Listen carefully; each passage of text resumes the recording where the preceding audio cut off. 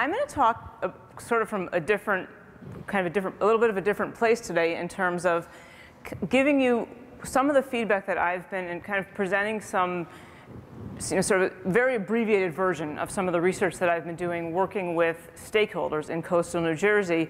So really, instead of sort of a broad survey of many, many people, really kind of more of an in-depth sort of one-on-one interview type of approach for research to try to get at some really stakeholder understanding of what are the critical vulnerabilities in a place like Ocean County, New Jersey, which is where this is focused. And if you guys remember Hurricane Sandy, Ocean County was that's the county where the roller coaster, the sort of iconic roller coaster in the ocean, which is Seaside Heights, which is also well known because the Jersey, the Jersey Shore television show and so forth is sort of filmed there as well. So this is sort of research, and I would also just say in sort of contextualizing this work. So ocean, I'm a geographer, and I didn't put there are a couple maps in the presentation, but there's not a map to locate this region. It's on the Atlantic Ocean, about 100 miles or so south of here, and it's part of we've really heard a lot about sort of urban America today, and even the New York metro kind of the New York City sort of urban, really kind of highly urbanized areas. And this is also urban New York. This is really suburban. It's suburban New Jersey, but this is sort of the other side. This is a very different kind of vulnerability to climate change, but I would argue it's equally as pressing because these are communities that they're very large, they're very heavily populated, and they've had, and you'll see in some of the results I'll show, very dramatic population growth in recent years, which of course is the other side of the coin from the deurbanization that we were sort of hearing about in some of the pieces of that. But so their vulnerability they have very limited municipal capacity, very, very large populations. Almost in a sense, they're cities in terms of their population size. If they were in a different part of the country, a suburb in New Jersey with 70,000 people is actually a standalone city elsewhere, but they don't have anywhere near the kind of capacity. And so, although I'm not going to talk about results that my work preceded Sandy, and we're doing follow-up work on that Sandy now. Sandy really revealed that was a kind of vulnerability that we really, I think, didn't really have a good sense of until now, in that they don't have really a clue how to rebuild and what to do and how to go about it. They're not, the folks, they're very, very, well-meaning, well-trained individuals, but they not trained in terms of dealing with climate change. That wasn't what they were elected into office to do. And so it's sort of there's all kinds of challenges that we can think about.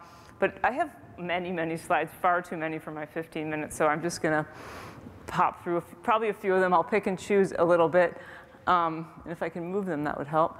So what I'll do first, is I'll kind of give a sense of what we're doing in this research, and then I'll just talk about sort of some of my kind of takeaway lessons and takeaway ideas about working with stakeholders. So this was a project where we were trying to get at what are the critical economic vulnerabilities around climate change in this region, so the Barnegat Bay region of New Jersey, coastal region of New Jersey. Again, think suburban New York, the kind of sort of coastal landscape that we have as we head south a little bit. What were the critical vulnerabilities? What are the options? What do stakeholders see as options for adaptation? What do they see as ways to enhance resilience? And what really came out a lot is barriers to resilience. And actually, we didn't begin the study talking about barriers to resilience, but those became sort of, those loomed very large as we started really talking with people. And then in terms of it certainly provides a very good baseline for the next steps, which we're in the middle of now. So this was, I don't really have time to do this. This is sort of like the academic side of things, the background, why we would do this and so forth.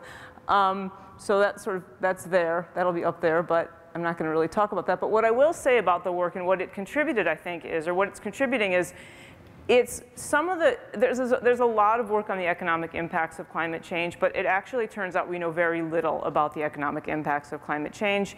And even one of the reasons for that is the difficulty of defining climate change from the perspective of someone dealing with climate change and someone made a comment similar to this earlier, dealing with climate change at the local level, you can be dealing climate change, what does it mean? It means more hurricanes, it means drought, it means water supply shortages, it means invasive species.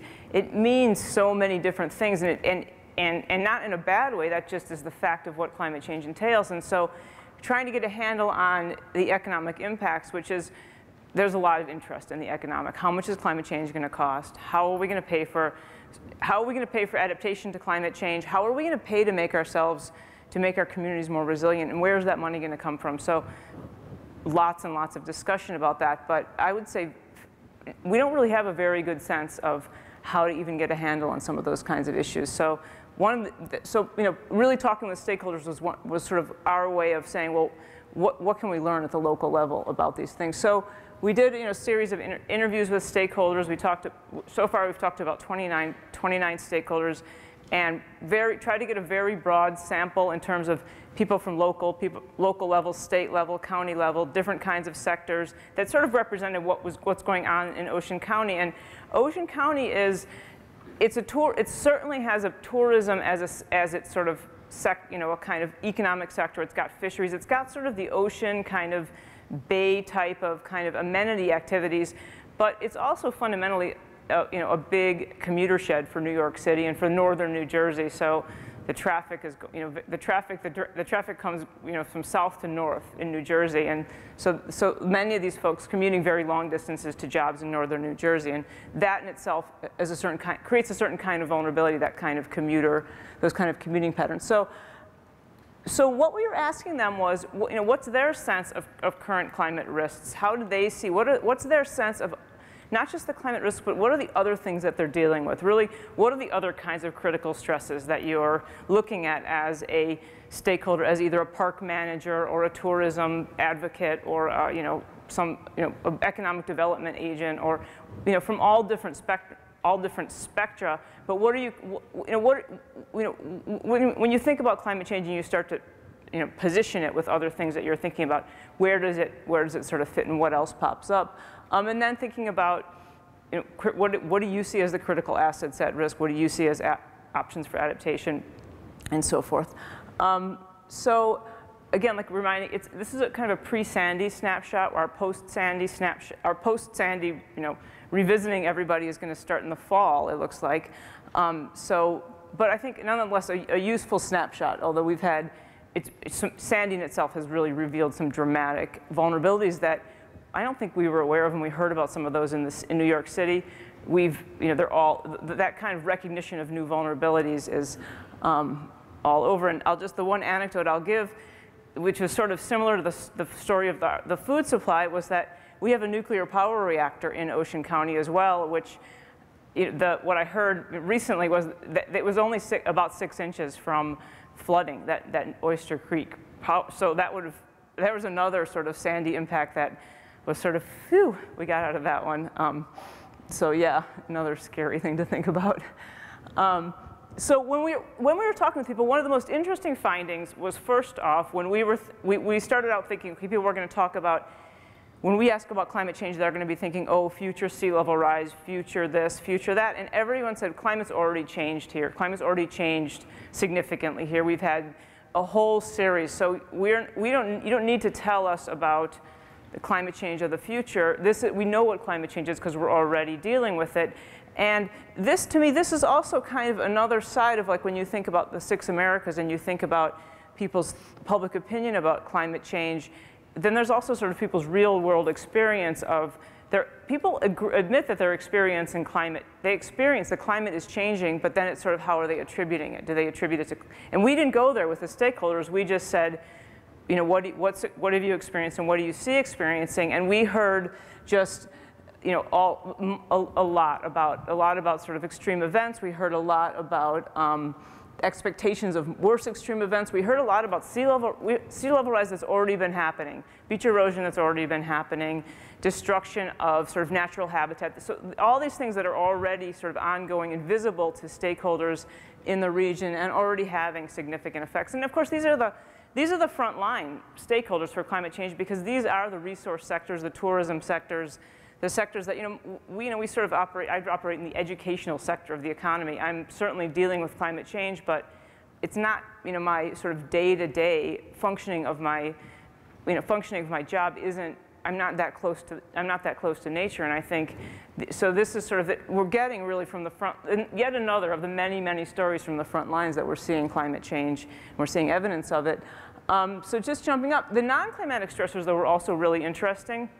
So this is a county that's had very, very significant growth in population. So sort of more than a doubling of population over the past 20 years. They've had very significant relative growth in the elderly population. So it's kind of a retirement destination for folks from northern New Jersey who went to go to the shore for vacation and just decide I'm going to retire down there. It's very nice. It's very beautiful and so forth. With that, so that sort of very dynamic place demographically and sort of dynamic culturally, so that people are coming to a place like Ocean County with no awareness of kind of the climate hazards associated with the ocean, very little sense of the possibility of hurricanes, what they mean, very little sense of what it's like to live in the ocean, as one of the stakeholders told us, to live by the ocean during the winter. Just sort of a sense of the ocean is beautiful and it's sort of the summer. So that kind of public understanding and awareness of climate change was coming up as an issue of vulnerability that the stakeholders were seeing, because many of them were people in like emergency management, and they were sort of really dealing with it. When the emergency comes up, they're dealing with it. Economic stresses, so we don't need to rehash the recession. We know that that's a huge economic stress.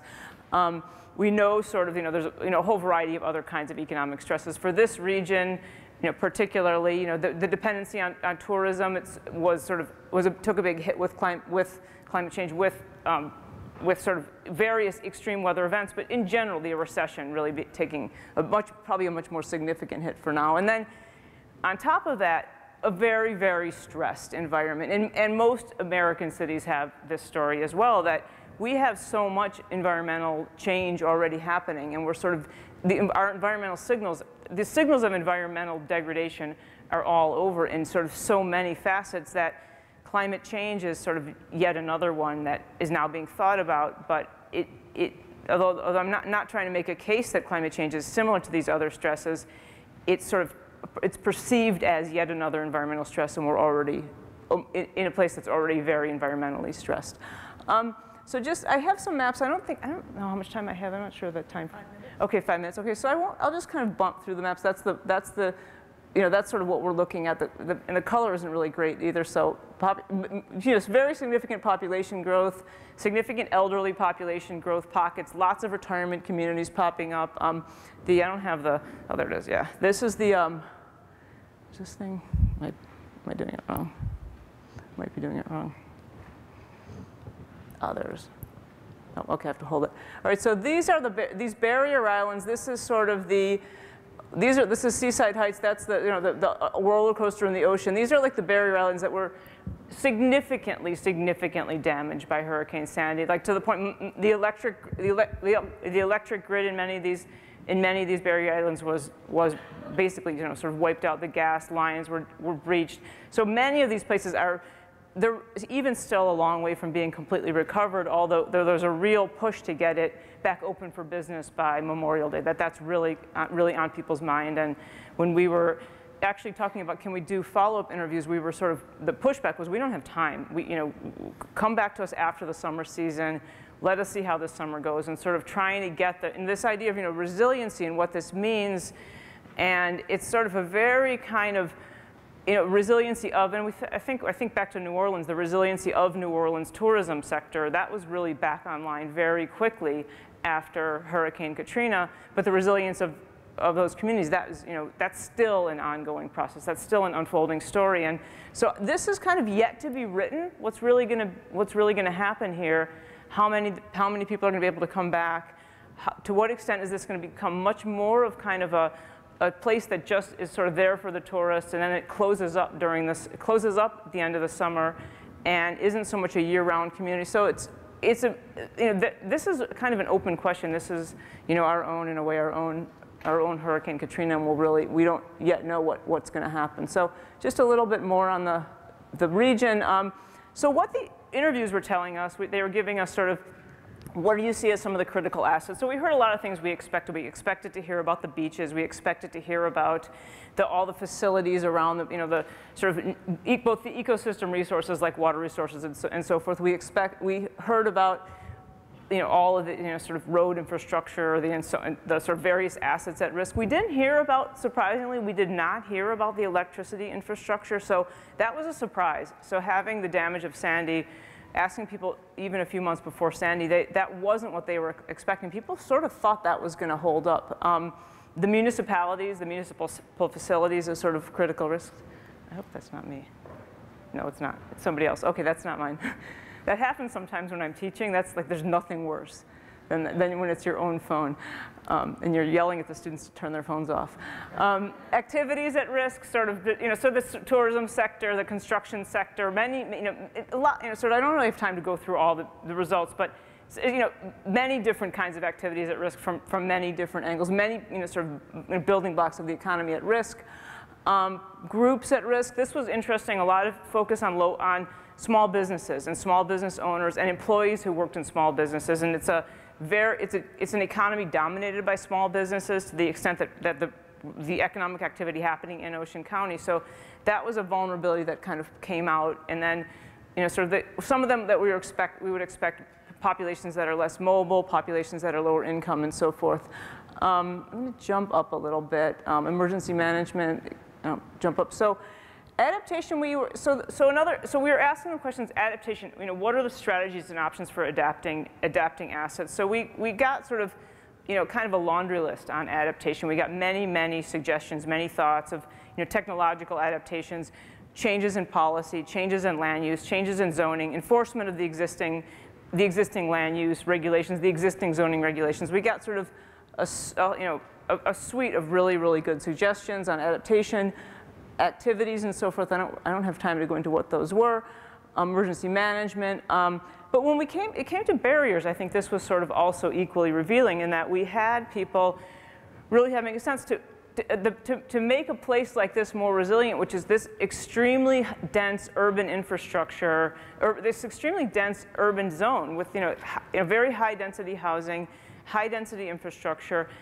We've kind of got what we've got in place, and we heard that in this morning's talk about New York City, is that it's the same thing. Coastal New Jersey is sort of, it's already gone down the path of very heavy development. It's already created these assets. It's already created this pattern of settlement, which is very high value, high property values, very important to the tax base, important to the region's economy, and so forth.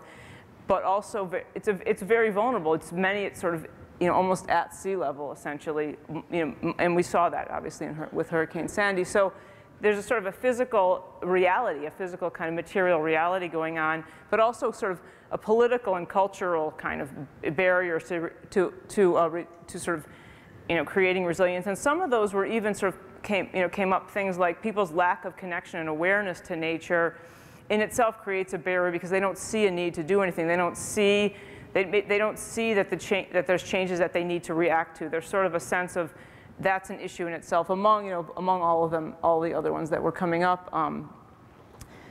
Policy barriers, many. These are sort of New Jersey specific, so they're probably not appropriate for this audience, but the New Jersey stakeholders really get the details.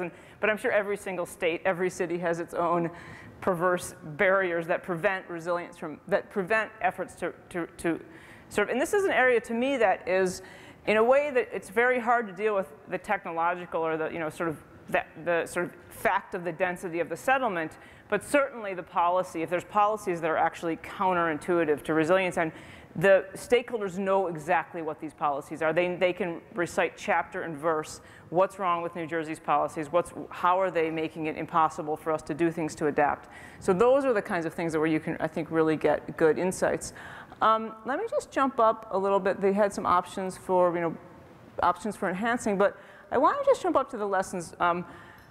This is kind of like the sort of, I guess, especially for this audience, this is maybe self-evident that stakeholders know a lot. That to sort of get at local resilience, to get at resilience, you really need to engage the stakeholders, and I think that's a simple, very simple finding, but I think it isn't necessarily done, and especially in this field, there's a tendency to, and I've been on projects like this, many projects like this, where you hire the kind of modelers, you get the projections, you look at the place, you say, here's the result, okay, bye.